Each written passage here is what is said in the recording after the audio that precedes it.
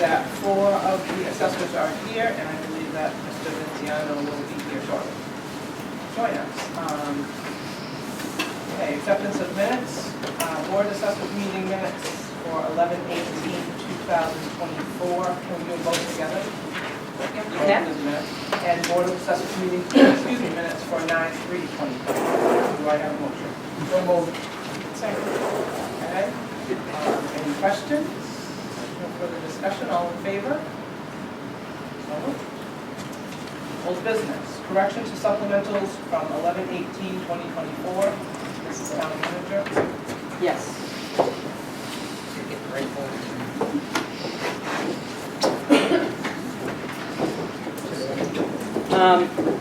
The supplemental that was passed out for, I think it was Chris Warren under his name, or Christopher Walker, should have been under Main Tree Management, and it should have been for only $12,000, the tree growth penalty.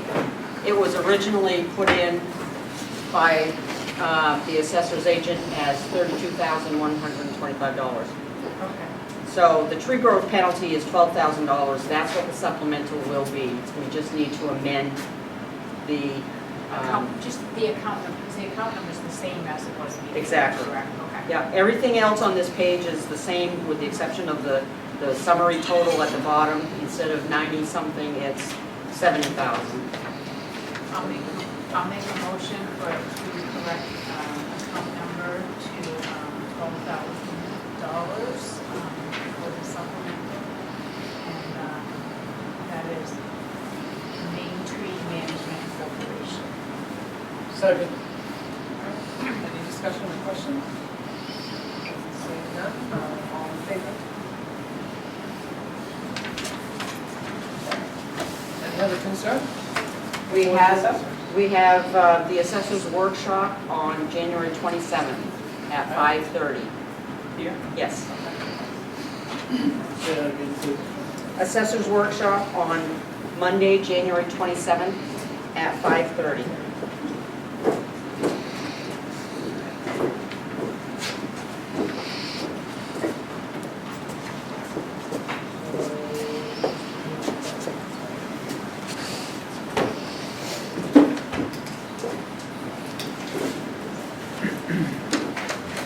No other concerns? Not for me. No other concerns before this board?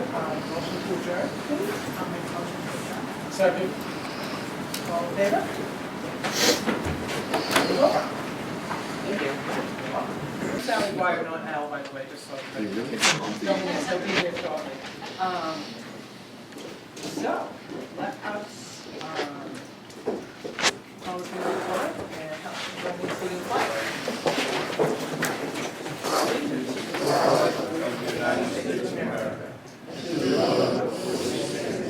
One nation, under God, indivisible, with liberty and justice for all. Let the record show that all select board members are here with the exception of Al Vinciano, he should be here momentarily. And we'll begin the meeting with consent agenda. AP warrants, number 15, dated 11/25/2024. Number 16, dated 11/25/2024. And payroll registers, number 47, 11/20/2024. Number 48, 11/27/2024. Number 49, 12/05/2024. Do we have a motion? I'll make a motion to accept the AP warrant and the payroll registers as read. Second. Any questions or further discussion? Having none, all in favor? Passes. Acceptance of the minutes of the, select board meeting on November 18th, 2024. Motion to accept the minutes from the November 18th, 2024 select board meeting. Second. All right, any questions or discussion? Having seen none, all in favor? I'll turn it over to you. Thanks. You're very welcome. We are right. There, you're welcome. Thank you. All right, old business. Number Madison Sanitary District WWTP upgrade project. Town manager? All right, well, I'm gonna turn it over to Dale Clark, superintendent, and his team to go through the scenario that they've got ready for us. Yep. I'm sure you don't want a chair. No, it's fine. So I'm Dale Clark, the general manager for the Madison Sanitary District. The trustees are here and some engineers working on the project. Just going to give you an overview of the project we're doing and the types of treatment systems we're looking to implement and install here in Madison. As you can see here, the Madison Sanitary District was formed under the Enabling Act in 1969, before I was born. And the plant was built in 1973. We have 7 board of trustees. We have 3 from Anson and 4 from Madison. They're elected every 3 years. And we have 6 full-time staff here. Up against the wall. Can you guys see okay, relatively? So who do we service? We service the Anson-Madison sewer systems, Anson-Madison storm drain systems, timber HP, and customer with fiber insulation, septic treatment from tanks that are pumped from out in the countries, and those get trucked in and we process that waste. Backyard farms, a lot of times they'll have irrigation water that they can't use in their tomato growing operations, so we'll process that. Landfill leachate from waste management, in particular, the closest one by. All of your trash goes to Norwich Walk landfill, and when it rains down through that trash, it creates leachate, which is all the water that washes off any organic material and things from the waste. Because under that landfill is a liner, so they collect all the water, the rainwater goes down through that trash. North Anson wastewater, that gets pumped down to us, we process that. And we also have our own landfill in Anson that we maintain and operate. That landfill is closed now, but we have a 30-year environmental monitoring and maintenance and testing on that for the next 30 years. And also sludge processing from other communities. I don't know if you recall, a couple of years ago when the state of Maine banned all sludge spreading, in particular like Bingham, for instance. They would spread all their sludge from the treatment plant out in the woods and fields and wherever. Norwich Walk spread all theirs like on the airport. So that's banned now. So now that's a lot of that sludge comes to our facility for processing. On the treatment facility, it's designed for 5 million gallons per day with primary, secondary treatment. We receive about 500,000 gallons from the communities of Anson, Madison, and Anson. Back when the paper mill was here, we received 3.5 to 4 million gallons from them. So right now, based on the community flow, there's about 10%, running at about 10% capacity. So, which translates to about 4,000 people in the Anson, North Anson, Madison area. And that's based on like 2.5 people per household. The facility is really designed to treat the population of about 100,000 people. That's what that plant built. And as you can see right now, we only allow loadings of that plant is about 4,000 people. So it's certainly grossly underutilized. But that's what it was built for back with high strength waste from the paper. We still have all these assets that we operate in Maine. And it's the 8th largest municipal treatment plant in Maine.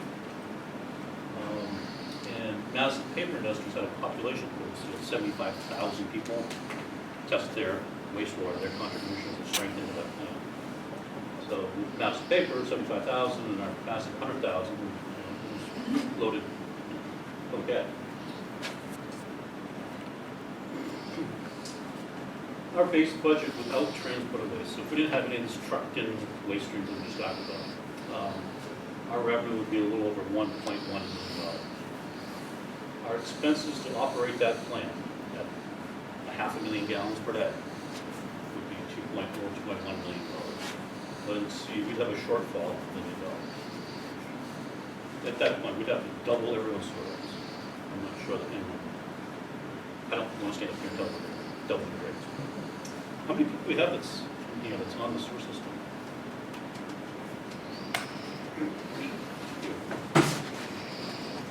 I guess everyone else outside the septic systems, which most likely, when your tank gets pumped, I'm sure it comes from Madison.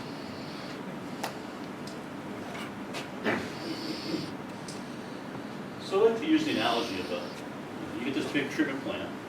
It's the same idea as you've got that one track hauling of things maxed out with one giant log on it. That's what we kind of how it feel when we had Madison Paper Mills. We had this big giant industry that contributed all this loading, and the plant was efficient in operating.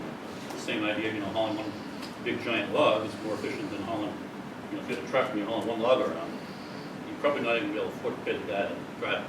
So if you can, the bottom picture, smart trucking, if you can fill that truck up and maximize it, it's more efficient than you can afford to do that. And it's the same thing with the street. If you can fill it up and utilize it and offset raising sewer rates, that's our goal.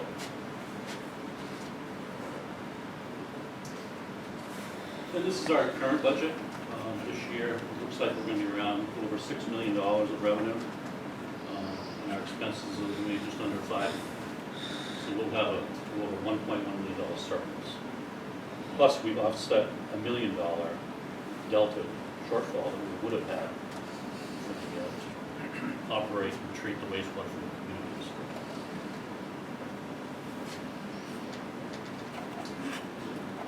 And how we treat wastewater, there's several process steps that we go through. The first step is screening. So any big, large debris, sticks, rocks, whatever, trash coming down through a pipe, you can imagine it's flushed.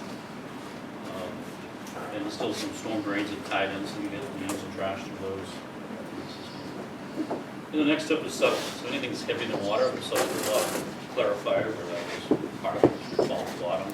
We can pump those off. And the other step in that settling, we also have floating. So if you have oils and greases and things that people dump down the drains, we then separate all of the stuff, float on top, and skim that off. And then filter it. Filter this sludge. We filter that stuff out through fine mesh screens and water. There's a chemical treatment part of it. We do just the pH. If the pH is low, like acid, the bacteria is not going to survive. So we need to create this atmosphere, this environment where the biological process will continue to grow. If we upset that, we're not going to get the treatment we need. Coagulants is another process where you're trying to remove the really fine particles, and you add this chemical to bring those fine particles together and make a bigger flock, we call it, rather than be heavy and sub to the bottom. Nutrients is another thing. It's kind of like us, we need the right vitamins to support our life every day. The same thing with the bugs and nutrients. They need a certain balance of nutrients, or they're going to not survive or not be able to reproduce. And then oxidize, we lose a lot of oxygen, because bugs need oxygen just like we do. We need oxygen to survive. And the biological process is the same thing. In the insulin, the big aeration basins, you'll see they're pumping the air into those systems. Requires a lot of energy. That's our power bills for $25,000 a month to put oxygen into the water for microorganisms to clean the water. And then the final step is disinfection. So after we utilize it, the life of all these bugs, and then we need to disinfect the water so the bacteria will be back in the water. And then we talk about biologicals, the microorganisms. And that's these little guys here. There's billions of them in those lagoons that we need to keep happy so they'll continue to eat the waste that we flush down the toilet and sinks and all that stuff on a daily basis. They're microscopic, but they're very important. And like I said before, microorganisms need lots of oxygen. And their preferred choice is dissolved oxygen. So if you can pump a lot of oxygen into the water, they will utilize that first. That's their first choice. And if there's no free available oxygen, their next choice is nitrogen. Nitrate oxygen, they'll strip the oxygen molecules of nitrate, and then you end up with nitrogen gas in the atmosphere, which is no harm because the atmosphere is already 80% nitrogen. In the next stage, if you don't have any dissolved oxygen or any nitrate oxygen, the next thing is sulfates in the water. When they start the oxygen from sulfate, you would have with hydrogen sulfide gas to the atmosphere. And we don't want that. Once you get to that step, you're gonna have that rotten egg smell. I'm sure years ago when paper mill was running, I'm sure you guys all remember that smell. And it's the bacteria resorting to sulfates for survival. And in the paper making process, there's a lot of sulfate in that water. This is just a little sketch of treatment processes. Like I said, sewer comes in, goes to screening, grinder, and then you can remove grit also. There's a lot of grit in the system, like sand, that will get, like catch base and stuff like that's connected in, street washings to the system. We want to remove that grit as soon as possible so it doesn't erode the pipes and pumping and cause damage downstream. Then we go through primary clarification where we settle the solids out, anything floating. And the next step is aeration. We want to remove all those big particles we can, anything that settles out, and then we have clean water that goes, which is clean. It doesn't have, has very little solid. So at that point, there's a lot of dissolved organics in the water. So you can imagine if you poured a cup of sugar on a gallon jug, how would you remove that sugar? It's dissolved. So we remove that stuff by bacteria, microorganisms, consume, eat that sugar out of the water. And then you're left with bug mass and clean water. Just remove the bug mass. And that's where the secondary clarification step happens, where there's no oxygen available in that second step.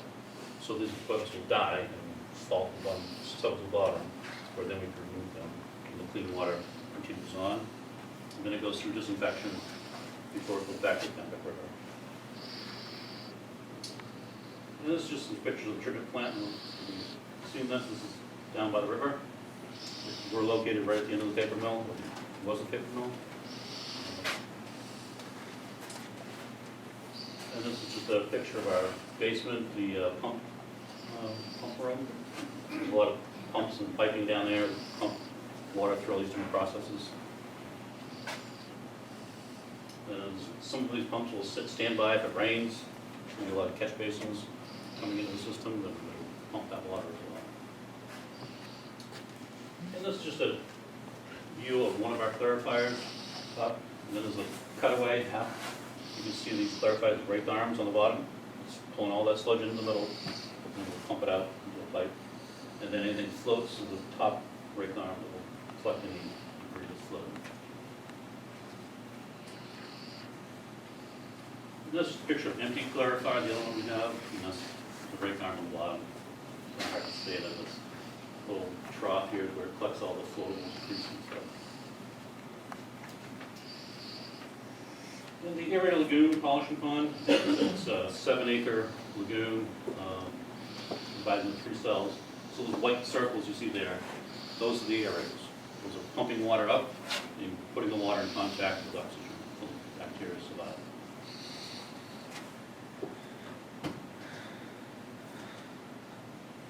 Those happy little ducks from around there.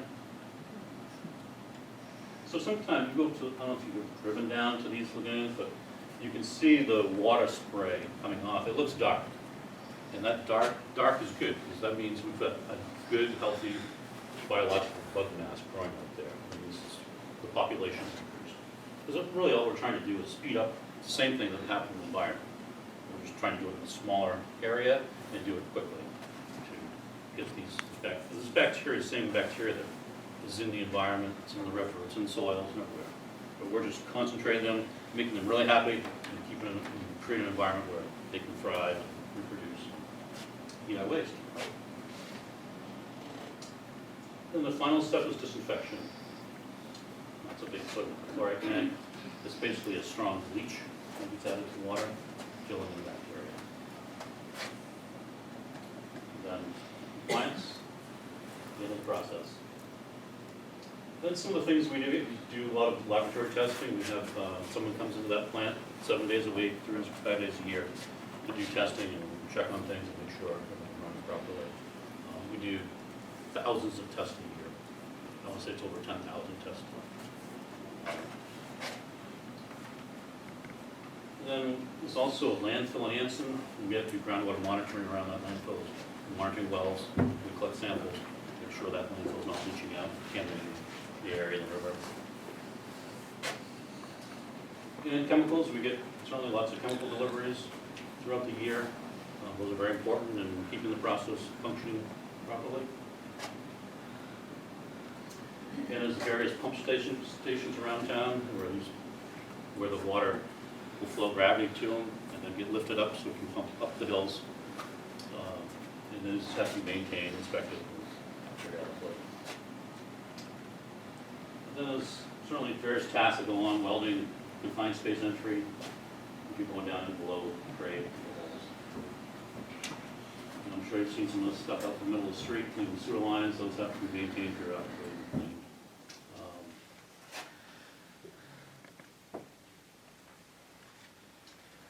That's just a picture of, I'm sure you've all seen the big pipe bridge that spans across the river. So the treatment plant is divided by the river, and we do primary treatment on one side, then all the water gravity flows through that 20-inch fiberglass pipe over to the lagoons over the Anson where it gets biological treatment. And then we can pump the dead bug bodies back across the river for processing as well on the upper pipeline. This was a bad day. We had a leak in that pipeline up in the middle of the river, of course, this winter time. And everything's run on SCADA systems. It's computer systems that can turn pumps on and off and controls that flows. All of a sudden, 100 people flush the toilet at once. Well, the pumps need to speed up, so everything's monitored through computer systems to adjust for that. And staff can run the plant from their phone or baseball man, weekends, nights. And electrical systems. There's a lot of pumps and motors in that plant.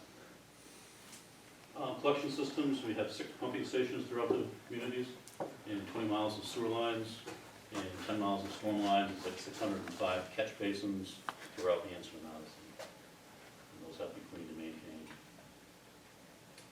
And that's the outfall pipes down on Nathan Street during a pretty heavy rain event. You see a lot of trash stuff in these racks right now.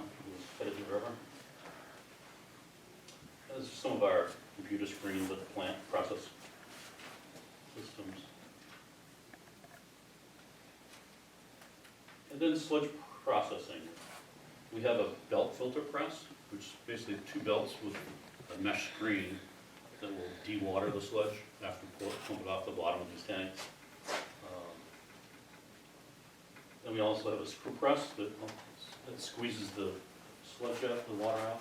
The next picture kind of shows you how the sludge gets pumped in one end of it and it goes through these screens, and this screw moves about 1 RPM. And it's pushing all the water out through the screens, and then the dry solids come out the other end, and those go to Norfolk. That's just a picture of that screens on a dock boat where the clean water is being squeezed out. And then we have sludge loading. So all the sludge goes into these 2 dump trailers, they're like 45-yard dump trailers. So one gets full, it switches the other one, calls the hauling company, and they haul it away. So the wastewater treatment improvements we're doing. Lagoon dredging. We started that mid-summer. Dredging company got things up and running. Unfortunately, cold weather's here, so they're not doing any dredging right now. They've shut down, drained their pipes, and they'll be back next summer. But they did about half of what we were expecting to do, so they're on track to finish that up this summer. All their equipment is mobile, it's sitting over at the lagoon there in the Anson. They're pumping in the process, load their trucks, and all that sludge is in Norfolk. The aeration system upgrade, Jim Lord here, engineer, he's going to talk more in detail about that project. Essentially, this aeration system upgrade is a process to provide oxygen to our microorganisms in our lagoons. And we're putting in diffused air. Right now we have these big mechanical aerators that splash and pull water. In February, when it's below 0, that stuff's freezing, and temperature is a big factor with microorganisms. Their process slows down as well. They don't reproduce, they don't eat as much food. Cold weather kind of do it when it was cold. So we're putting in diffused air. This will be fine diffusers on the bottom of the lagoons, and blowing the air into the bottom, coming up through to support the life bacteria. The transport waste receiving area, we're looking at upgrading that at the entrance of the plant. Sure, you've been down Pine Street, and there's trucks blocking the road. Terrible. So we're going to be putting in a place where trucks can pull off Pine Street into the treatment plant and then back in. That's we're also looking at some other areas out of town, so pump the waste into the treatment plant. We're looking at some various locations of that. And the other one is PFAS. We added that process. Per and polyfluoroalkyl substances. Sure, we've all heard of those in the news, drinking water and all this stuff. Wastewater hasn't been big. Those regulations haven't come down yet as far as removing it from sewer and wastewater. So for the last, whatever, 70 years they've been making these compounds. They flow right through every treatment plant in the country. The treatment process do not do that compounds. So we're looking at getting ahead of those regulations, installing systems so we could do nothing and let it continue to the Kennebec River and wait for DEP and EPA to regulate us and say you will put something in there. Or right now we're looking at doing it and get out of that. So right now is a good opportunity. It's kind of cutting edge stuff. There's a lot of grant money out there for systems. And it's the right thing to do. It's going to be a lot of talk on this. Making sure other treatment facilities. The PFAS compounds, I mean, they're in everything. The sewer that comes into our plant for the last 50 years has been flowing in and flowing right out.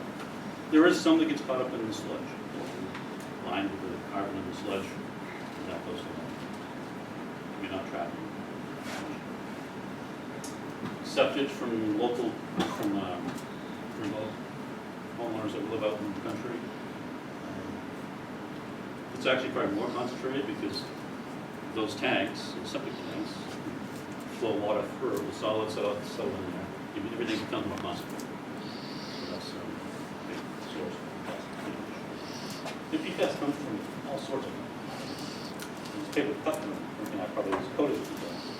Paper plates, hamburger wrappers, cosmetics, shampoos, everything. All those good products we love to use. They've been great for all these years. Now we're finding the sulfur bags from that. Landfill leachate, another one that has PFAS compounds.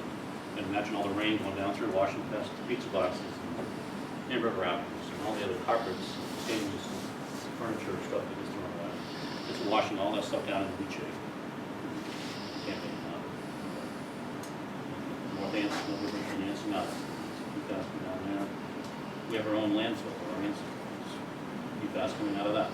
It's not, it's very low level, but it's there. Sludge processing for other municipalities, so we process in various places. Every treatment plant in the country has got the PFAS. That's all I have. And I'm going to turn it to Laura. Do you want to answer questions?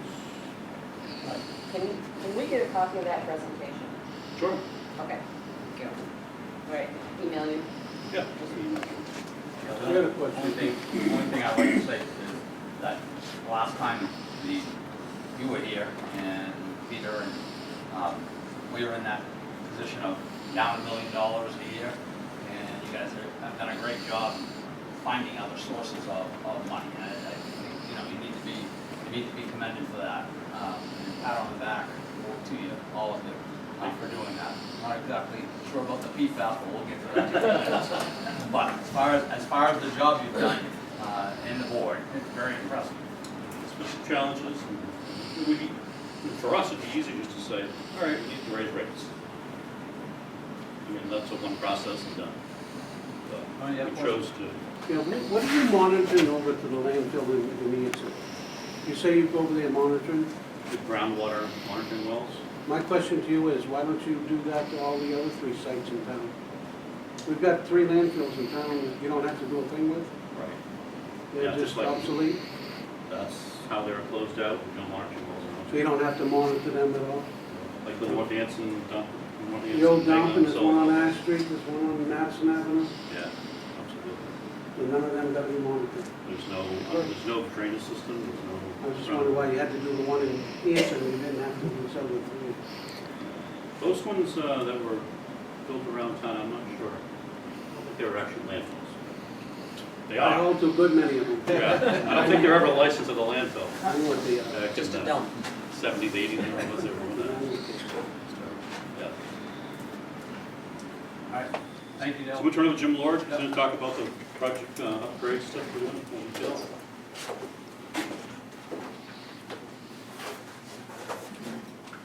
So, I work with Dirigo Engineering. We specialize in municipal water and wastewater, and we are the project engineers on this job. We have ECT2 is with us as well. They are the developer of some of the technologies that we're putting in, and they've been working as part of our team for a very long time, and they're going to have a presentation after that will explain the technology that goes into removing PFAS from the wastewater. What I'm going to do is walk you through where we're at in the project. So if we have questions on that, the components of it, where we're at, funding, that's what we'll go through here. Sure, no, go for it. Dale's touched on a little of this stuff, so I'll kind of speed through a few things that he's already talked about because we still have more to go. The dredging is about 50% complete. They will finish in the middle of the summer, next summer. The upgrades to the lagoon aeration with submerged diffused aeration in one portion. We're going to make one portion of this lagoon a complete mix. Right now, those surface aerators mixers are partial mix. It just doesn't mix it up as well as it could. In this, we're going to basically litter the bottom of that lagoon and provide diffused air. It'll be a complete mix, and I'll show you that a little bit later on. We're going to construct a small addition to the existing building that's there that will house the blowers. It'll probably be 35 by 35. We're working on those final designs now. We're going to construct a larger building that will house the foam fractionation units that you'll learn a little bit about, as well as 2 dissolved air flotation devices, which there's one at the plant now.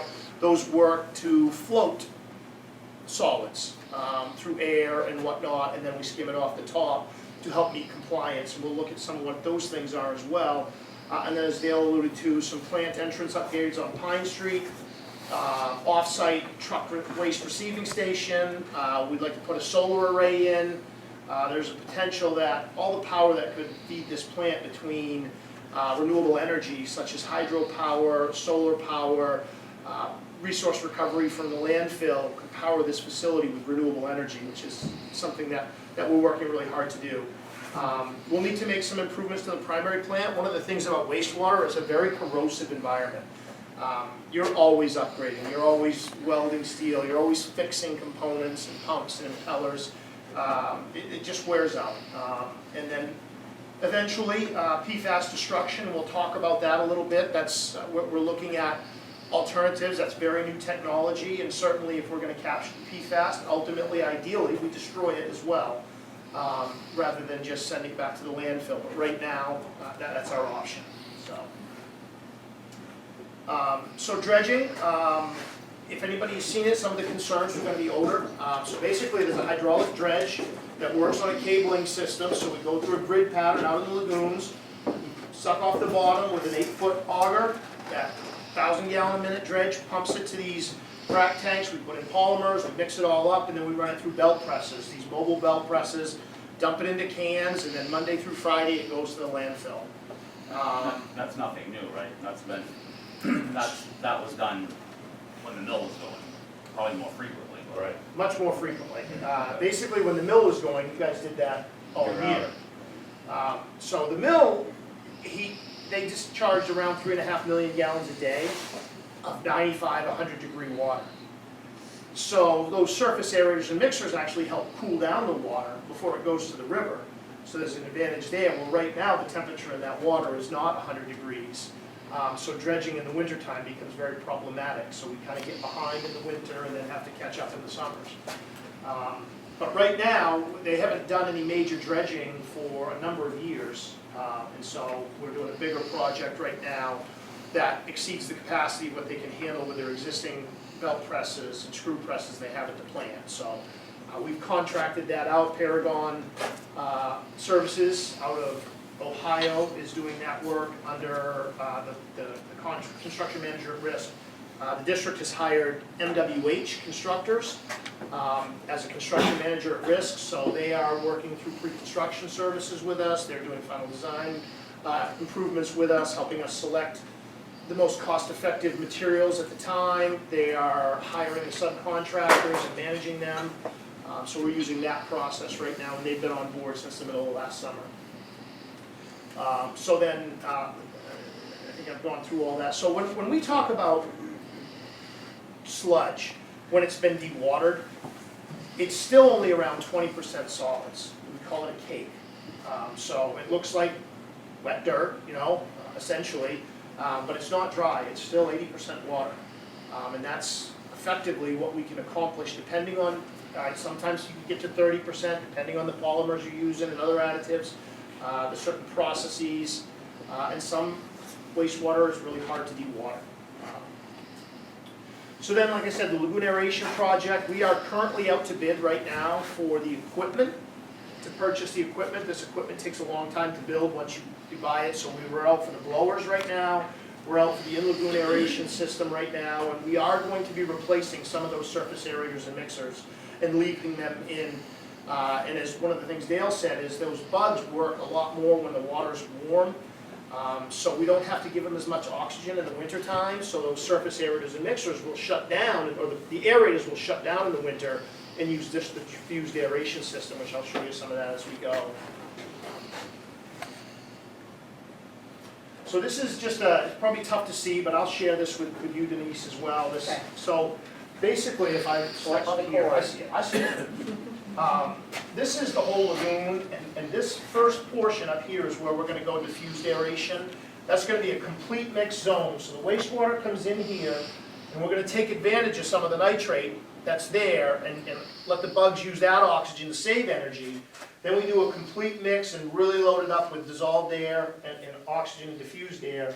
And then it'll come through cell 2 and we'll add some more air and we'll mix it, and then it'll go into cell 3 where it all settles. That big bug mass will all settle here. So this is typically where we dredge right here, and that sludge then gets pumped back over to Madison for dewatering. I'm watching. Thank you. So these are the surface areas and mixers, and as you can see, you guys have all seen this. Anybody who's been to the lagoons has seen this or seen what it looks like. So basically they just create this big pattern, throw the water up into the air so the air can attach to it. It just circles around and mixes as well all the way down. Those lagoons are 13 feet deep, operating level, so it creates that. Keep going past this. So this is diffused aeration. This unit right here is one option. There are several manufacturers of lagoon aeration, and this unit sits on the bottom. And these tubes that come out have a membrane that go on top of it, so you pump the air in, and that membrane makes these little dinky fine bubbles go up. And so there's a lot more surface area on the many more smaller bubbles than there are on the bigger bubbles, which allows us to be more efficient at transferring air into the lagoons for the bugs to feed on. You can keep going past that, show another one. So this is what that cell will look like. Rather than a bunch of stuff on top throwing water into the air, it's going to look very much like this from the oxygen coming from the bottom up through. The new treatment building will be eventually adjacent right beside the lagoons in that big field area that's there. And the building will hold the foam fractionation, it'll hold chemical systems, it'll hold the dissolved air flotation systems, we call them DAFs, pumping, pipes, electrical, and controls. Now, is that going to be on the Anson side? That will be, yes. Most of the improvements we are talking about here that we're focused on right now are in the Anson side. There will be some improvements to the Madison Mill and the entrance especially to get the trucks off Pine Street, but most of this work is in Anson. So you can just see there an aerial view, the red building on the left there in that open area is our target area for that building. This is a dissolved air flotation unit. The flow comes in, we pump a bunch of high pressure air into it, it floats, and then we skim off the top, we get all the solids off the top. Right now this is really helping the district meet compliance to get below what they need to for what they can discharge to the river. And this is a unit that's actually in Anson right now. The There's two lagoons over there. There's an aerated lagoon, the big one we've talked about. It has 3 cells, and they have a polishing pond. So this pulls out of the aerated lagoon and then discharges to the polishing pond, which provides additional settling treatment. And this is what it looks like. So you can see the scum on the top of it. It's all raked off and gets pumped back to Madison for dewatering and then to the landfill. Foam fractionation, I'm going to let the gentleman from ECT2 explain that. They'll go through that here shortly. So right now the district has secured a little over $15 million for this, with over $10 million of it as grant money. Another $5 million is very low interest loan money, from some of it from the USDA and some of it from the DEP through the Clean Water SRF program. We have been applying for this money for 4 years now. We continue to apply every time there's an application open. Every spring we apply for Clean Water SRF. The DEP has been very favorable. They have provided the majority of this money. We have 2 grants from the EPA. We have 2 grants from the Northern Borders Regional Commission, and we have a loan grant package from the USDA that makes up that money. So we've certainly got a lot of support from the EPA, the DEP, the USDA to try to accomplish what we're trying to do here, which is improve the treatment quality. So again, some of the other improvements that we're focused on is the solar array, primary transmitters, which we talked about all this, off-site receiving station. So this is a preliminary drawing of how we're going to get the trucks off. We're going to basically, we've been working with the state of Maine, Department of Conservation, so that we can amend the trucks and the trail there. It's now a rail trail, there's no rail there. We're going to take those rails out. We're going to move the transformer that powers the facility, and really the trucks can drive in off Pine Street and then turn back up to where they need to dump into the tanks. So does that mean that they're not going to be traveling from Old Point Avenue down Kennebec Street, down all the way down Pine Street? They're still going to be traveling where they are. They're just not going to be stacked up on Pine Street as much. We're creating more room for them to get off Pine Street at the treatment plant right now. This is something that we're focused on accomplishing next summer. The off-site receiving station, which we are working towards, would be to get them off Pine Street altogether, to the best of our ability. This is a solar array. The bottom left area corner of that is where the old landfill is in Anson, and then the lagoons are up there. So this is an area that was created when the lagoons were built. They basically created big spoil piles, and we're going to put the solar arrays right over there on that area. So PFAS destruction, there's a lot of technologies out there. We've been investigating a few of them. We've had several meetings with various technology. Again, the ultimate goal will be to, as we capture it, destroy it. But we're just in the evaluation phase, trying to figure out what they offer, what their costs are, not just capital costs, but operating costs. What are the energy needs? What is the residuals? You know, there's a lot to figure out before we go that route. But the ultimate goal is to remineralize it, if you will.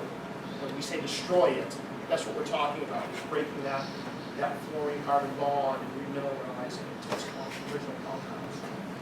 So again, that's very early on, but we're working towards that. So that's where we're at in the project. If anybody's got any questions on the project, I'd be happy to answer it. And if there's technical questions, like I said, Patrick and Paul are here, and Carl's here, you know, our process engineers and people that have a lot more information on that can answer those questions. Jimmy, you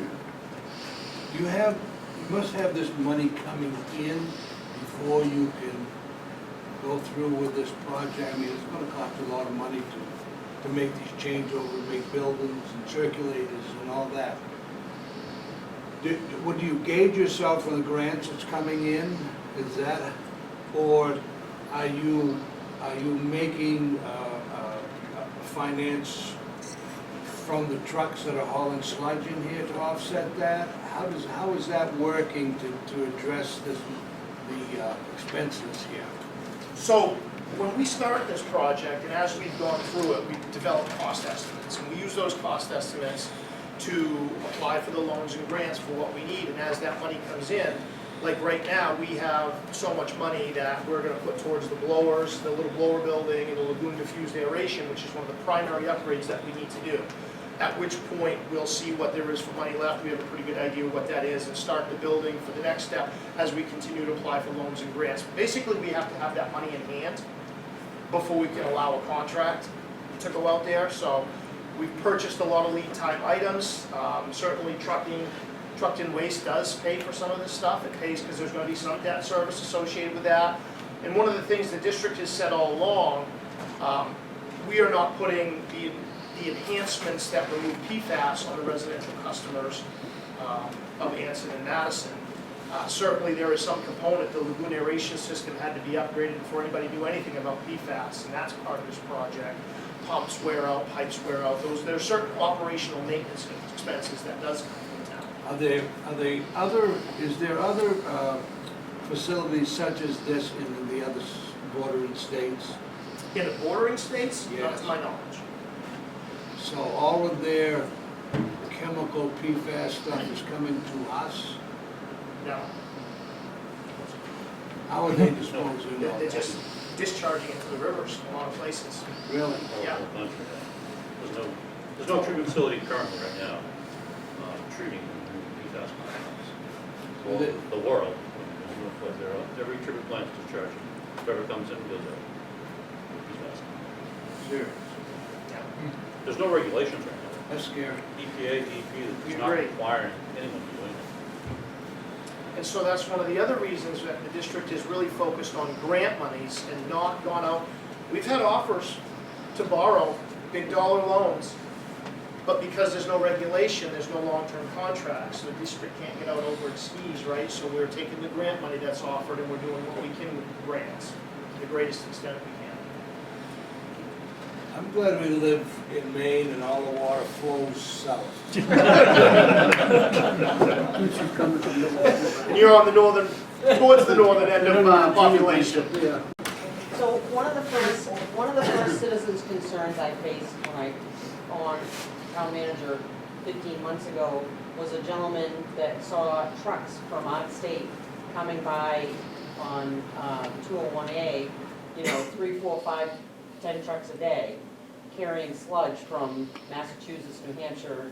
So I'm trying to understand your answer to Mr. Bowie's question, are we taking PFAS from other states? We are, if it's in the sludge. You're correct. You are correct, yes. There's Okay. PFAS in the trucked-in waste that Because there's comes here. PFAS in everything. Yeah, that's correct. How long ago did you start accepting waste from other communities? About 15 years. Yeah, probably 15 years ago. 15 years. And how many other communities than Madison and Hanson? Excuse me? Are they communities just within Maine? There are a lot up in Maine, and even we've had New Hampshire, Massachusetts. So for 15 years, you've been pulling in wastewater or sludge from other communities, which has contained PFAS, which has increased the amount of PFAS that's been dumped in the river. And was that ever brought to the citizens of Anson and Madison when you decided to go that route? Our board of directors, our monthly meetings. But that wasn't made known to the citizens of Madison or Anson? We So they were unaware certainly that didn't. you were already accepting this material from other states as well as throughout Maine? Okay, all right. I don't know, 15 years ago, we knew what PFAS were. I don't know. I will say this, though, they've operated within their discharge license Right, all right. along, so they are capturing the contaminants that we were aware of at the time, and all of that, and they're meeting their discharge license. So, again, part of this is financial, right? Part of it is not doubling rates, and you have a facility that has a huge amount of hydraulic capacity that is well underutilized. You have a community that has very low power rates. You have a community that's very close to the landfill. You have a lot of benefits right here, and like I said, the hydraulic capacity, the existing plant facility, to be able to treat this waste appropriately and discharge it. And again, we're trying to enhance that treatment to provide even better protection to the Kennebec River and the communities. Thank you. Start back. Before the Federal Water Treatment Facility Act in like the 70s or something, the Kennebec River was considered one of the dirtiest rivers in the United States. and it's actually changed course.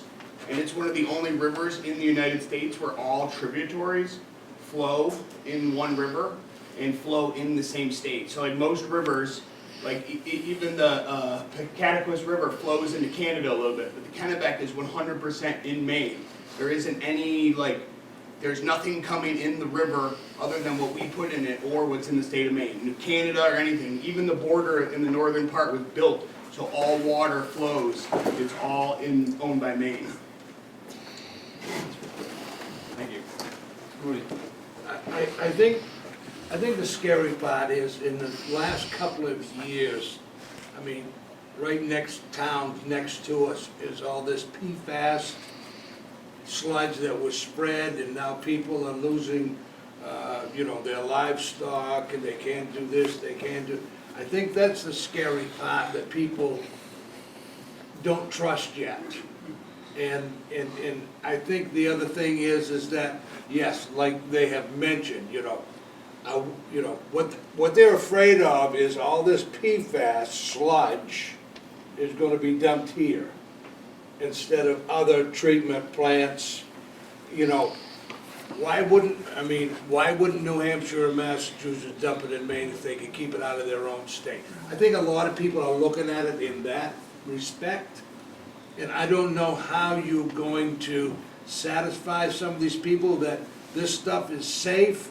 When this sludge started, they were pushing it like almost for free to get it on these farmers' lands, and then it comes back to bite them years later, without any recourse for those poor people.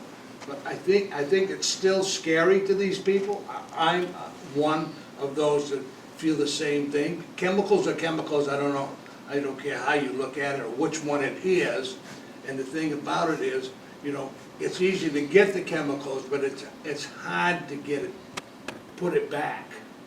So you get rid of and stuff. And I think this is the opposition that people are up against, is because of the scary part of the chemical PFAS. It is. Our goal in this project is to enhance treatment to capture.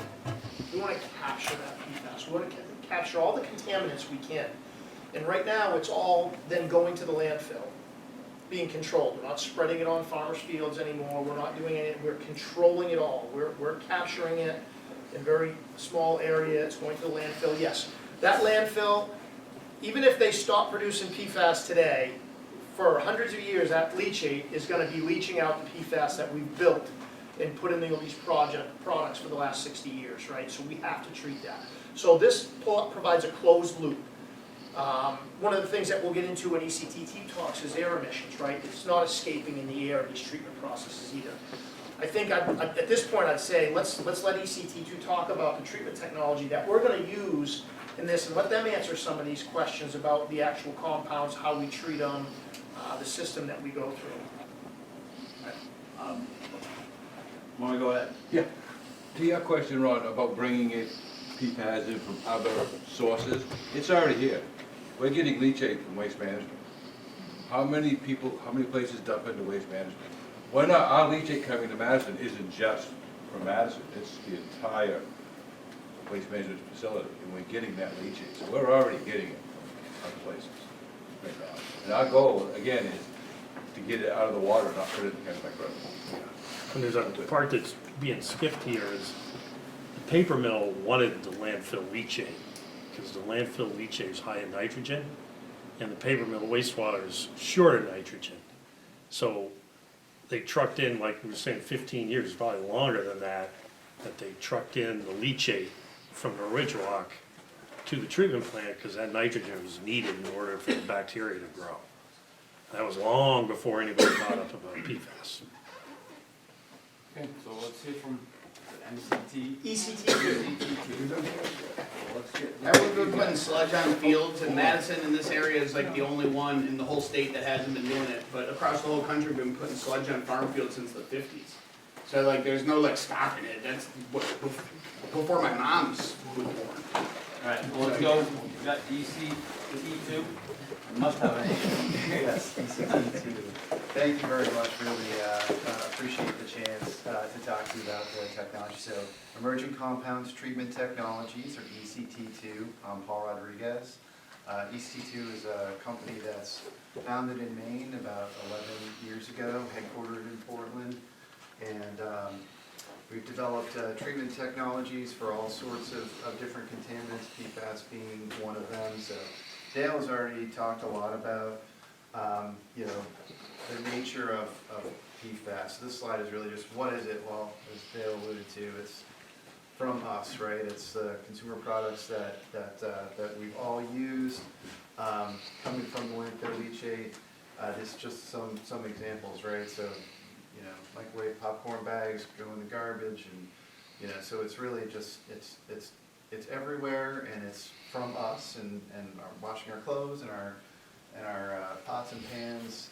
So it's here, and the compounds that are used in those products are difficult or impossible actually to break down by themselves in the environment. So heard the term forever chemicals, that's why. So if you go to the next slide, we can kind of talk a little bit about the chemistry, and not to, this is like alphabet soup, right, with all the different acronyms and stuff like that, but the point to this slide is that the characteristics of these compounds are such that there's this really strong bond that they use to create kind of a hydrophobic and a hydrophilic end on either side of the compound, right? So, you know, when you talk about weatherproofing of Gore-Tex or anything like that, that gives these compounds the characteristics that make them very useful in all these products. But also, unfortunately, in the environment, because they don't break down, they build up and create a toxicity. And so toxicologists have really focused on the longer chain compounds. And we talk about this chart, again, won't go into all the alphabet soup here, but just to point out that the increasing carbon length, or the number of carbons that they added to give the compounds the properties that make them useful.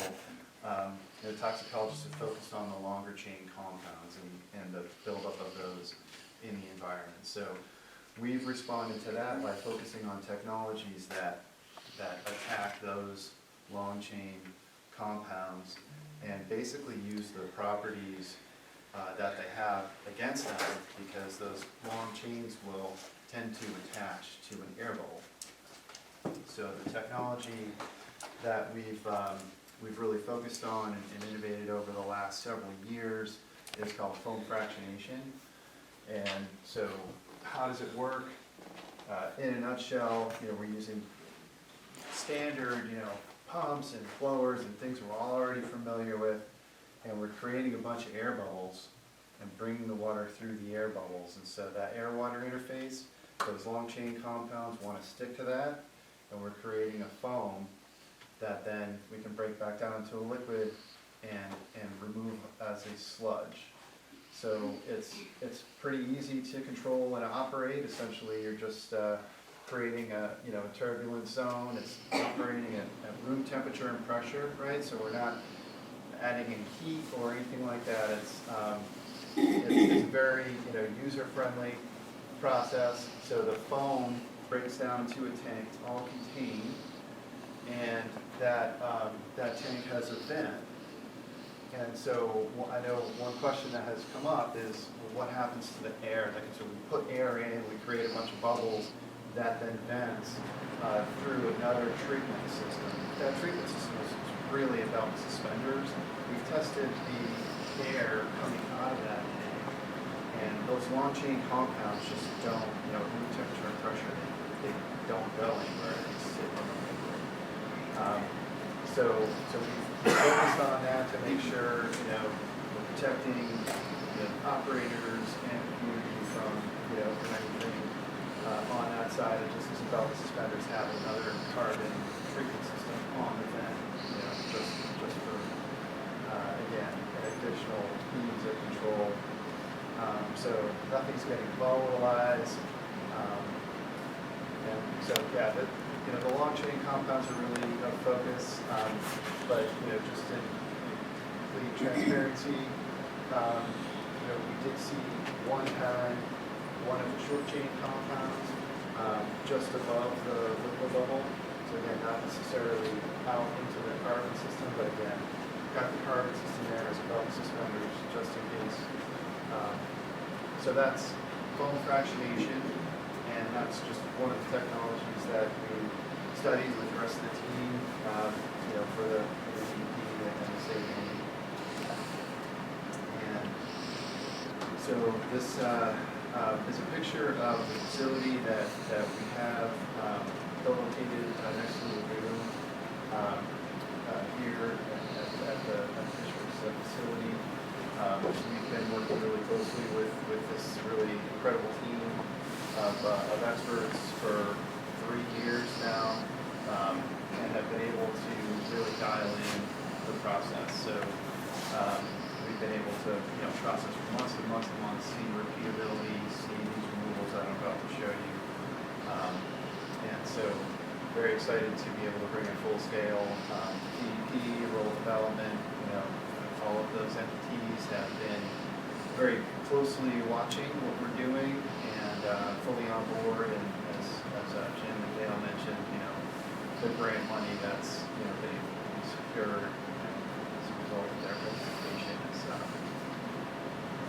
obviously an important part of the whole process here. So I gotta take a little bit of time to just kind of walk through. So the scale here on the bottom is we're going up to 800. This is showing actually a few data points over months, period of time. I think this was a 4-month continuous extended pilot that we did. So on the bottom scale here, you see 800, and the green line is the main drinking water standard, which is 20 ppt, the sum of these 6 compounds. We'll name them all, but basically, so the drinking water standard is, you've got 6 of these compounds, and only sum up to 20. And so this is the influent coming into the foam fractionation process. So this is the cell 3 lagoon effluent water. And so you see the scale here on the bottom, and you go to the next slide. This is the effluent from the foam fractionation process. So you can see over many months, now our scale goes up to 20. So this goes up to the drinking water standard. We're below the drinking water standard for months on end. So like I said, really proud to have been able to kind of dial the process in, see repeatable results, less drinking water standard.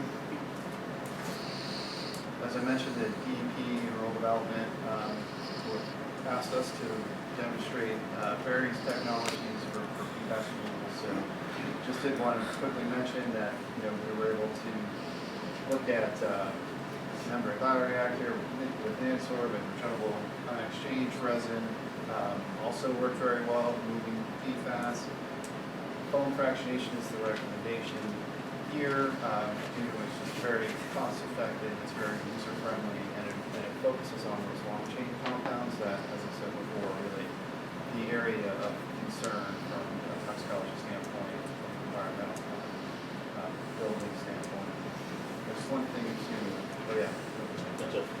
So just one thing to note about foam fractionation is, as Dale mentioned, it's the EPA has not rolled out regulation nationwide yet, but there are other states who are progressing along in the process, Michigan being one of them. So one of our foam fractionation systems is about to be installed. Landfill leaching and discharging to a PPW there, as they are starting to regulate. So I think, it just speaks to the fact that, these regulations are coming, different states are going to move at different speeds, but I just wanted to mention that. It's a technology that's been accepted and adopted elsewhere. What becomes of the residue, the foam fractionation residue that contains all of the collected PFAS? Great question. So the foam fractionation system pulls the PFAS out and brings it back into a liquid that then gets, essentially like a liquidy sludge, that will get combined with the sludge that's already being dewatered and sent to the landfill. So the nature of that sludge is already, as I think was discussed previously, it's not very concentrated. So when you look at the mass of contaminant coming out of the water and the mass of PFAS that's already in the sludge, because it's actually already there to a pretty substantial degree, not just here but everywhere. There have been a number of studies that have looked at that in a number of states who have done statewide scans in addition to Maine. And everybody's sludge has PFAS in it already. So we're taking some out of the water and combining it in with the sludge. It actually makes sense for the time being, even though, as Jim alluded to, destruction ultimately would be the best way to go. It's getting combined with sludge and disposed of as you currently do, and that's something that others are looking at as well, just because it's already there. So taking it out of the water, the liquid side, and sending it to a place where it's already being managed is kind of the. But isn't that gonna just reconcentrate in that particular spot where it gets dumped? In the landfill, yes, absolutely. But as was discussed previously, there's already so much PFAS in the landfill that it's kind of not really going to matter, in the sense of there's already so much there that it's kind of a drop in the bucket, so to speak, in terms of the amount of mass that would be recycled back in the landfill until destruction can come in and completely end the cycle. So But it's coming out of the water. It's being taken out of the water. right, so that's the focus right now, is protect the water environment first and then eventually destroy it. But yeah, I know it sounds, like we're just cycling it in the landfill, but of course the landfill is lined and protected, so we can keep that contained until destruction is implemented.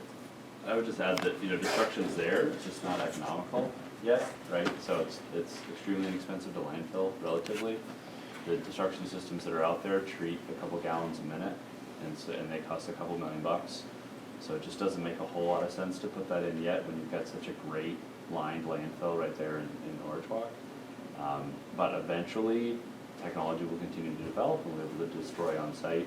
Right now, if you think of it as a series of concentration steps, we're taking very dilute waste, concentrating up into a very small package, and then burying it. You got something? He answered it already. Mary? Okay, so you're using the term PFAS destruction. Your process is not actually destroying those long chains then, correct? You're just simply taking it out of the material and then it will go to the landfill. All right, because my concern also was that, so I guess my problem is that you're calling it PFAS destruction when it's not being destroyed. Secondly, my concern was that if you were destroying that, you weren't breaking those down into smaller chain PFAS. And of course, we know right now we do not have the technology to test for all of the PFAS compounds that are out there. So, that was a concern, that are you making the problem worse by breaking it down into smaller chains? So, okay, so you're not really destroying it, it's still there, okay.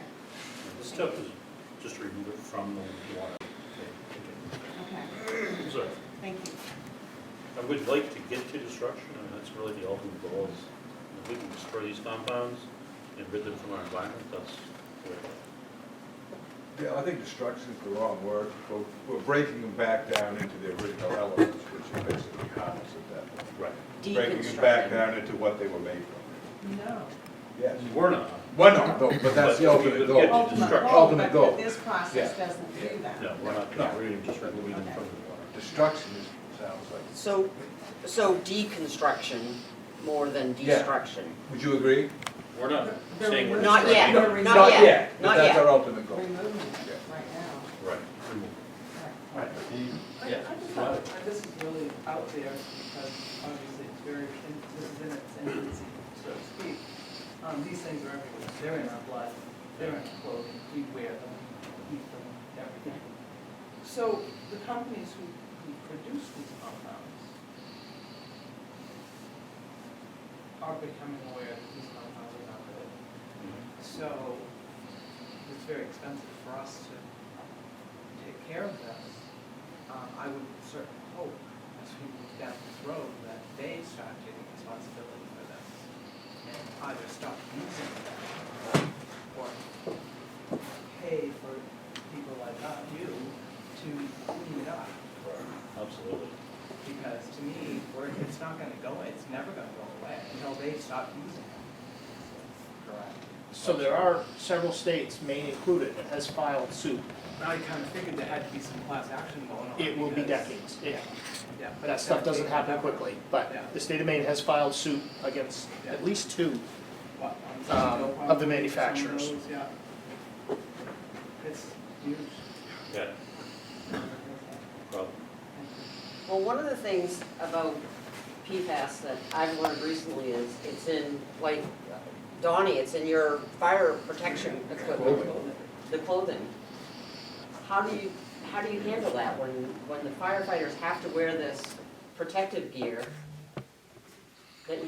that you know is harmful, yeah. We do have a big gear extractor, we'll take a lot of those out. You dump it down the sewer after?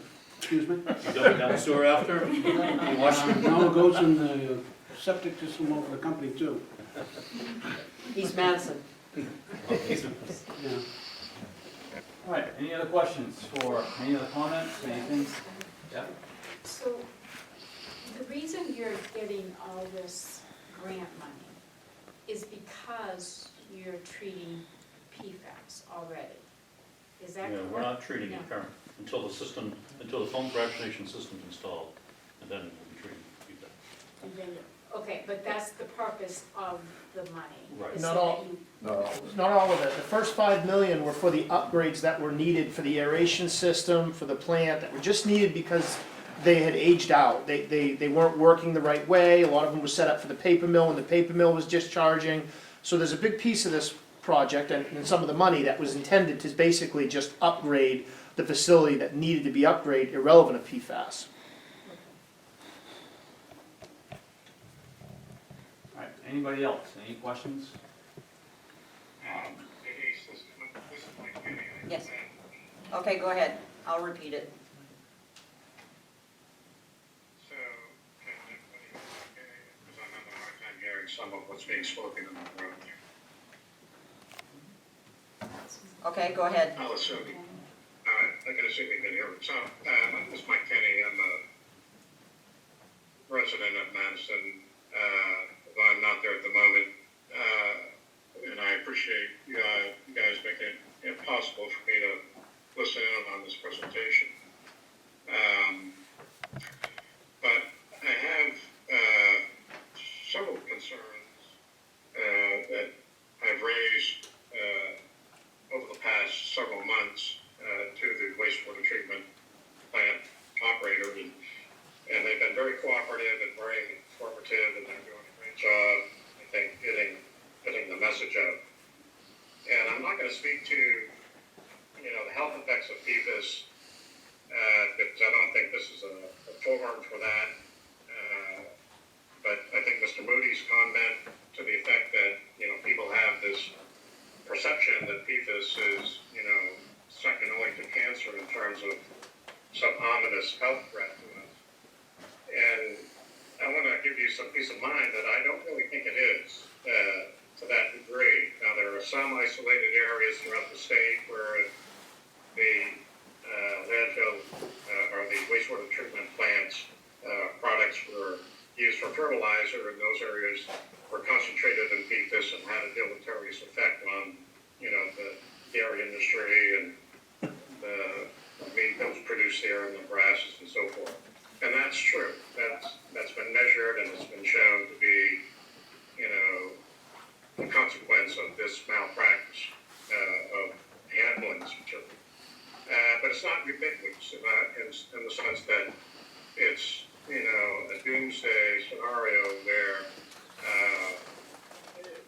even though we find it in our blood and in our water, that's not a good thing. I'm not advocating that that's a good thing, but it's not as big as a health threat, I think, as people perceive it to be, particularly those who regulate PFAS, those at the state and national level. I think they've overreacted in terms of how they try to manage this material.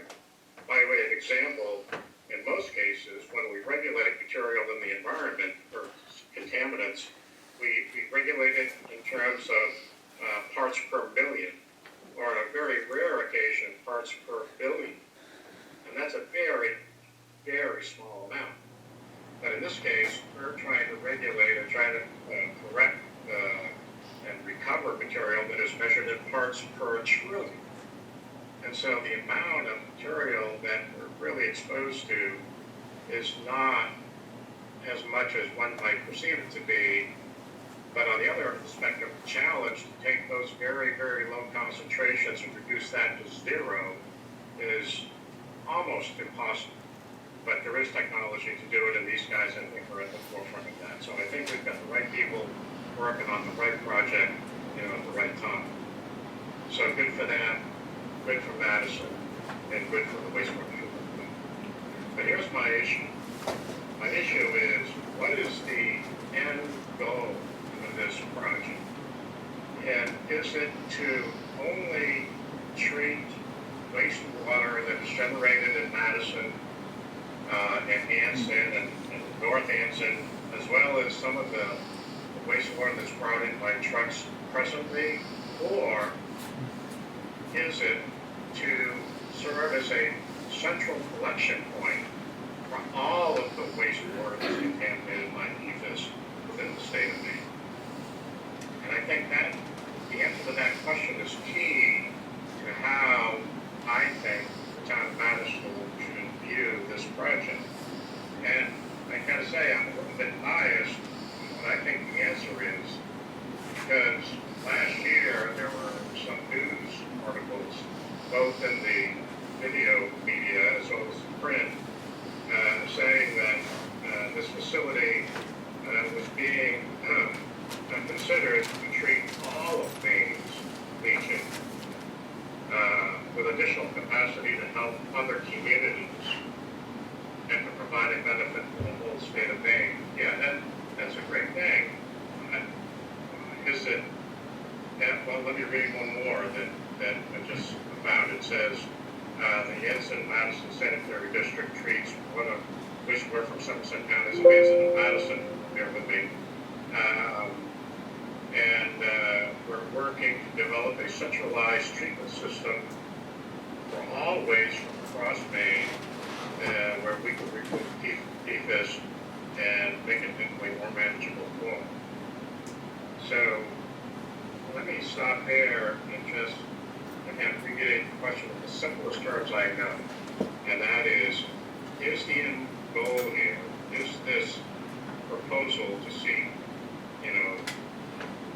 to advance this program to only treat the wastewater that's being handled in Madison now, or is it to treat wastewater from across the state? I think I can answer Is that. that a fair question? Sure, absolutely. Sanitary District is licensed to treat up to 500,000 gallons per day of truck waste. That's our max. There's days that we're already bumping up against that. There's other days that we're well below that. So we're not looking to bring in the entire state. We couldn't physically do that. That would be unheard of to bring in. I know there's been some statements made like that. I think one of the state legislators, I'm not sure who it was, but made that statement that we're going to treat the entire state of Maine. But Madison Sanitary District cannot. We don't have the capacity or even the road system to get that many trucks in to treat all of them. So I would not agree with that statement. I hope that's true, but I must say I'm a little bit cautious because those statements were made by 3 different people in 3 different publications. Yeah. So I don't think it was necessarily a misinterpretation of what was being said, but perhaps there were some greater plans, maybe a year or two ago, that may not be on the drawing boards anymore. But I think that's key, as far as, because it predicates all of the other issues that I'm concerned about, and that has to do with truck traffic, it has to do with how the treatment system is working now, and whether or not it can handle, more waste, waste from other communities that may not be like ours. So I think I'll not reiterate what those concerns are, but just leave it at that. And that is, I'm going to keep my eye on the ball of what the long-range goals of this project, because I think that's key to how the Madison citizenry should look upon this stuff. I'm going to make probably an inappropriate joke, but if it's to treat all of the waste, throughout the state of Maine, instead of the town motto being Madison a nice place to work and play, we could say, Madison, we want to become number one, but you're number two. It's just not. It's not. I think something that Madison wants to be known. Thank you very much, Mike. Okay, anybody else have any questions? All right, seeing none, we'll, thank you very much, Dale. Thank you, Peter. You did a good job, Pete. Thank you, Jeff. ECT2, well, thank you too. Anybody else I missed, I thank you, and thank the board for coming to listen in. From my perspective, I feel that I have a better understanding of what we're trying to do, and it's already here, and we have to deal with it. So we need to move forward. Yes, Mr. Whitfield. Who's the gentleman on the tape? Mike Kenny. Mike Kenny. Lives down on Pine Street. Angus Kenny's son. Okay. Yeah. Yeah. I'll get back in your ear, Ralph. Thank you. All right, any questions? Okay, thank you very much, and we'll move forward.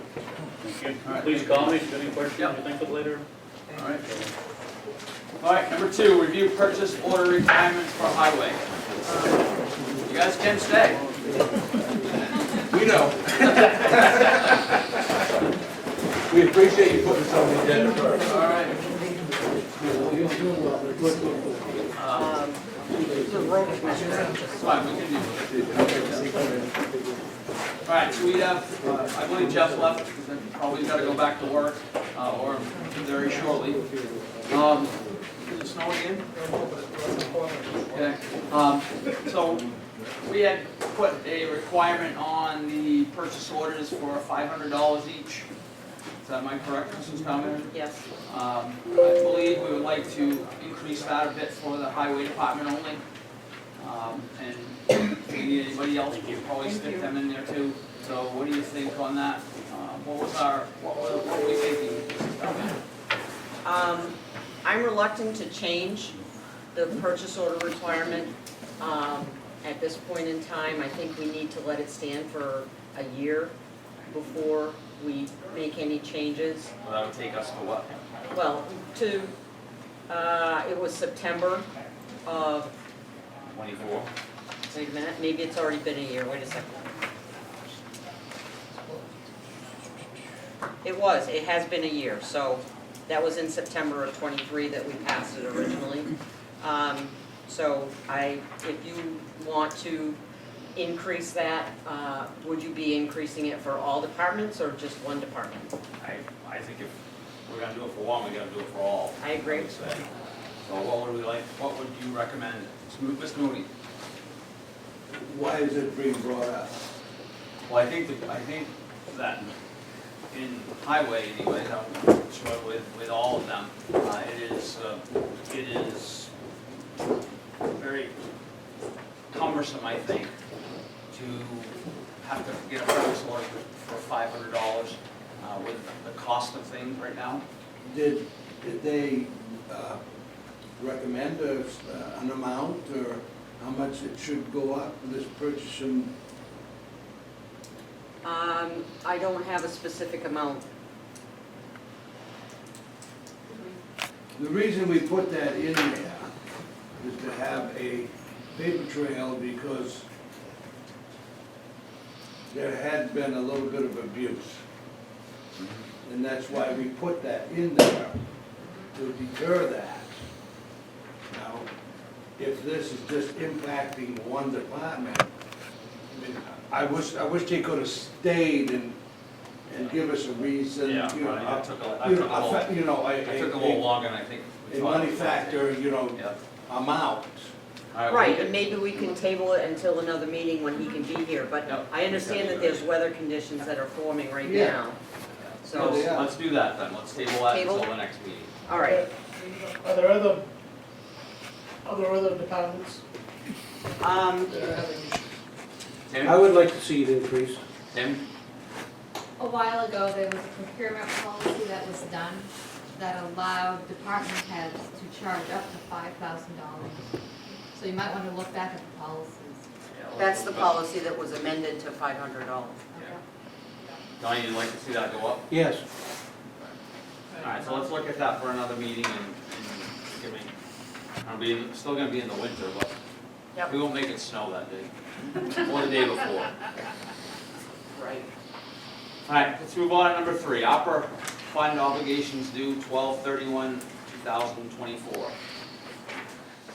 So right now, we have $168,000 left from ARPA funds. These need to be committed or spent by December 31st of this year. There's 127, almost 128,000 allocated to the reconstruction of Bean Street. I would recommend that we get the road commissioner to get a contract in place before the end of December, so that we can allocate those funds and not lose them back to the federal government. I would also recommend that whatever balance we have left in the building improvement fund after the Plymouth Engineering bill, that would get contracted for the library ramp. Do we have any idea how much that? Well, they said it was gonna be 28 to 35, Right. so whatever is left there, we should, That was for a concrete structure. Right. I think Yes. we're gonna look at if we could use a different material.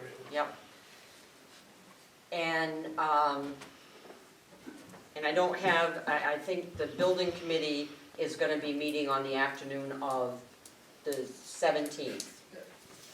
Is it a Tuesday or Tuesday, right? Tuesday. Tuesday, the 17th. This has gotta move right along, if we gotta get it by the Yeah. end of the month. Yep. And then the matching grants, I think we can add this $4,000 to the, well, if we gotta spend it beforehand, before December 31st, or we have to at least obligate it by December 31st. We may wanna look, there is one matching grant application that has already come in that we might be able to apply it to. Will that affect our money in that program, or is it? No, there's still $35,000 in the TIF allocation for matching grants. This would be separate from that. Is there any idea it's gonna be to fix the Main Street sign? This, at the playground, I don't think that we can get it fixed. I think it has to be replaced. And at this point, it's gonna be probably $20,000 to $25,000. Good. And I understand from a reliable source that the school district went in on the purchase of that sign when it first went up. So if we can get the school district to maybe help out on that, I don't know. Okay, so I guess I gotta understand what we need to do right now. Well, I'm recommending that we get Jeff, the road commissioner, to reach out to Fine Line Paving and get an obligation or a contract with them for the Bean Street money. so we can get that 128 set aside for Bean Street reconstruction. And it's all we need to do, that can be set aside until such time. As long as we have a contract before December 31st, yes. We don't have to spend it until December 31st of '26. But we have to have an obligation. All right, And an allocation is not good enough. It's gotta be an obligation. okay.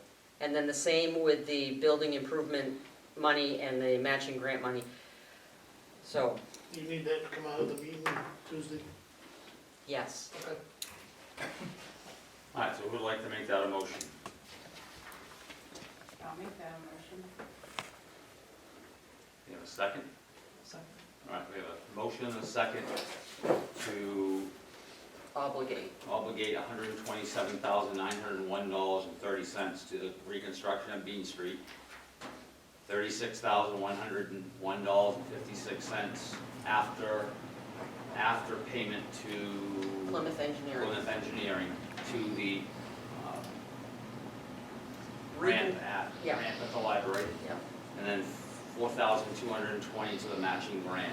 I just don't think we're gonna be able to do the matching grant one. If not, I would say we leave that one out, because unless we can add that to the building improvements. Building improvement. well, it's up to you. I mean, you have the power to move that. I don't think we'll be able to do the matching grant. We're not gonna take one at a time, we're gonna take everybody together. All right, So we'll make it $40,321.56 to the building improvement. okay.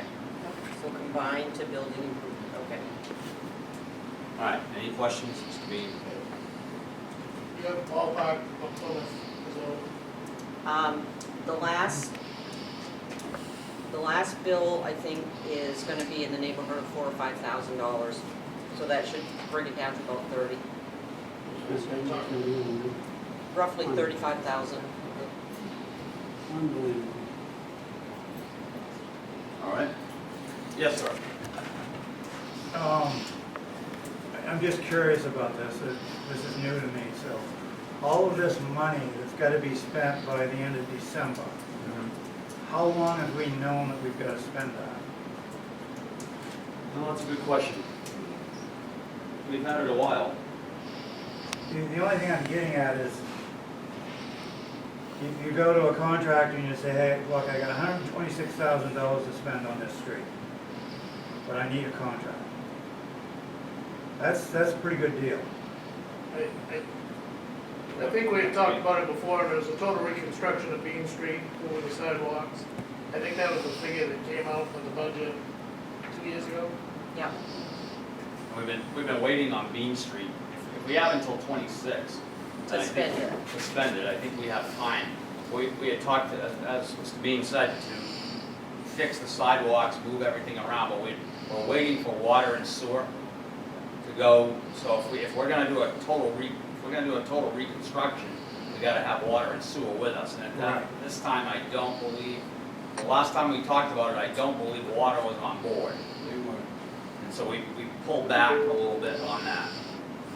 So that's, I mean, we've talked about this many times. And we're, I guess, running out of time to put this into, and if we don't spend it, we don't spend it. I mean, we could end up not spending it at all. No, I understand now. You've already looked at this, this has been in the works. It's not as if it's something that you just came up with. No. And Bean Street is a mess. it doesn't make any sense to do reconstruction if you're not gonna do the sewer and water too. Right. It just doesn't make any sense. Because a lot of those connections that are on there probably are the ones that they're having trouble with. Yeah. Yeah, and that's been the holdup, because at one point the sewer, as they pointed out here, they didn't have any money, and they were going to be in the hole. Yeah. And then they now have money, but I think the water is the holdup at this point. Okay, now that answers my All question. right, thank you, thanks.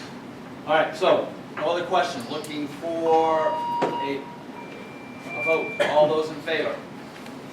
All in favor, the motion carries. All right, let's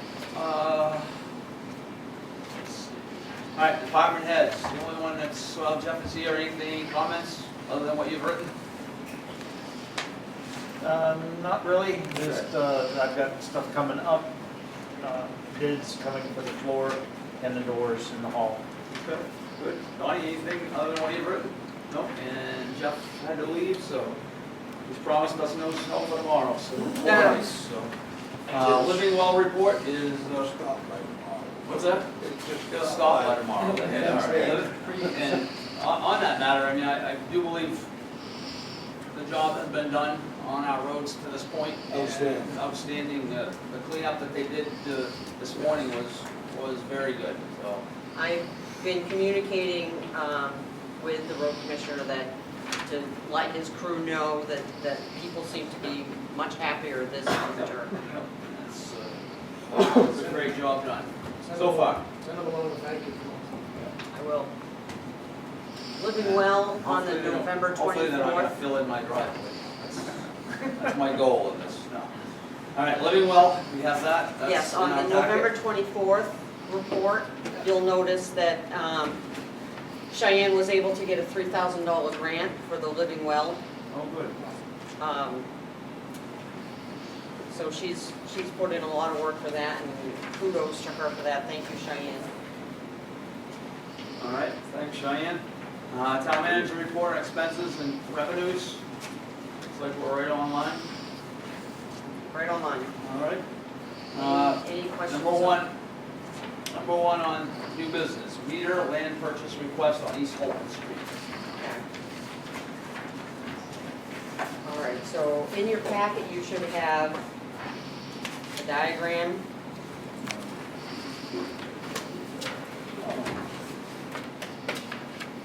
The meter property is on East Holton Street. It's the house and the garage.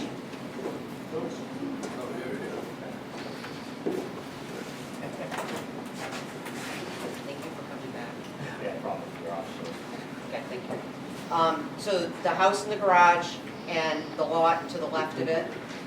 The property in yellow, outlined in yellow to the right of it, is the piece of property that they would like to purchase. It actually contains their driveway. So their driveway is on town-owned property. And the road that goes off to the right is the road that goes to the sand pit behind the cemetery. So that's still, that would still That, be, that's still town property, Yeah. yeah. So they're looking at about just under a 0.18 acre. We haven't gone into any discussion on pricing or anything like that. This is just a matter of they wanted to see if this was something that the select board would be interested in. So they have to go through a realtor because of the. No, we wouldn't need to go through a realtor, other than to make sure that we get a fair price. All right, so what we're looking for is a motion to let the town manager negotiate. Anybody interested in making that motion? I'll make your motion. All right, second? All right, we'll let the town manager negotiate a price for the meters and bring it back to us for approval for the portion of the East Holton Street. What do we got, 132 by 60? Is that Roughly, yep. Basically what we're talking about? Yes. Good. You might as well clear up with a driveway, I mean, that doesn't really make a lot of sense. That doesn't make much sense, does it? Yep, okay. Well, wait a minute, there was just a motion and a second. Yeah, we haven't voted Okay. yet. Let's make a comment. All right, all those in favor? All in favor, the But motion we'll pass carries. it on. Jeez, give me a break there. It's getting late.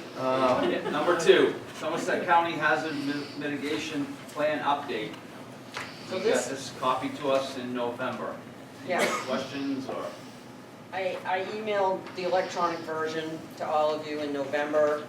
What they're looking for, what Mike Smith is looking for is a signature from the board saying that you're okay with the hazard mitigation plan as recommended. All right, any comments on that from anybody? Anybody say a reason why not? All right, looking for a motion to approve. Motion to approve. Somerset County Hazard Mitigation Plan Update 2024. Okay, we have a motion, second, we have a second, any questions? Everybody's all set, everybody's okay with it? All right, I'm good with it, all those in favor? Gotta do that before Kathy yells at me, all, motion carries. And now if you would sign it and pass it around, that would be great. Okay, CDSH HUD grant for $1 million for the biodigester.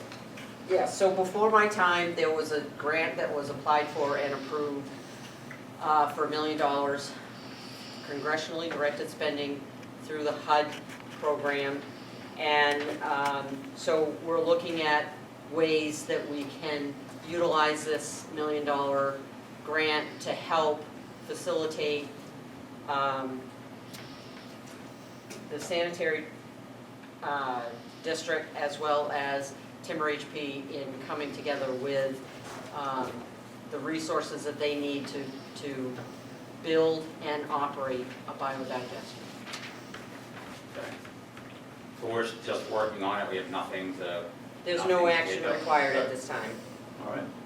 All right, number 4, and there's no action on number 4 either, the replacement of Mr. Fortin on the Budget Advisory Committee.